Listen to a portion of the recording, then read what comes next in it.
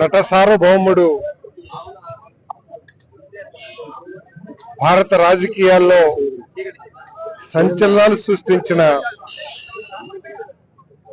Padmashri NT Ramarao గారు మనకు దూరమై 30 సంవత్సరాలు అయింది.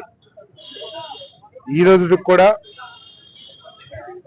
రాజకీయాల్లో ఆయన సృష్టించిన సంచలనాలు కానివ్వండి, ఈ రాష్ట్రంలో ఆయన ప్రారంభించిన సంక్షేమ కార్యక్రమాలు కానివ్వండి, వాటి మూలంగా తెలుగుదేశం పార్టీకి ఒక బ్రహ్మాండమైన పునాది ఈ రాష్ట్రంలో ఏర్పడిందని చెప్పేసి మనం చేస్తాం.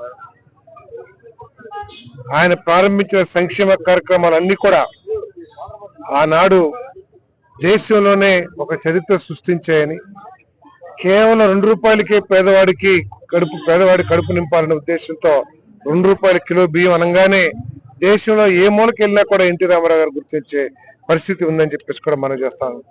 అదేవిధంగా మహిళలకి ఆస్తిలో సమాన హక్కు కానివ్వండి, బీసీ రిజర్వేషన్ కానివ్వండి, పట్వారీ వ్యవస్థ రద్దు కానివ్వండి, ఇవన్నీ కూడా పేదవాడి ఆత్మగౌరవాన్ని పెంచే దిశగా పనిచేస్తాయి అని చెప్పేసి కూడా నేను మనం చేస్తాను. ఆ రోజు పక్కా గృహాల నిర్మాణం కానివ్వండి, ఇవన్నీ కూడా మరి దేశంలోనే ఇంత గొప్ప సంక్షేమ కార్యక్రమాలు ప్రారంభించిన నాయకుడు, మరి మొట్టమొదటి నాయకుడు ఎన్టీ రామారావు గారు అని చెప్పేసి చెప్పక తప్పదు.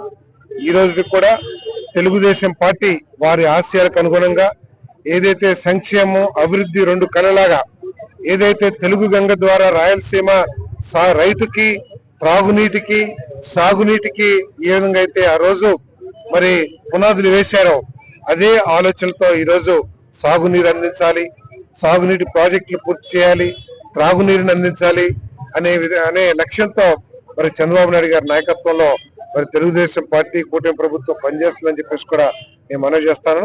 మరి ప్రతి తెలుగుదేశం కార్యకర్త కూడా మరి పార్టీని బలోపేతం చేయడానికి రాబోయే అన్ని ఎన్నికల్లో కూడా తెలుగుదేశం పార్టీ కూటమి పార్టీల జెండాలని రెపరెపలాడించడానికి కృషి చేయాలని చెప్పేసి మనం చేస్తాం.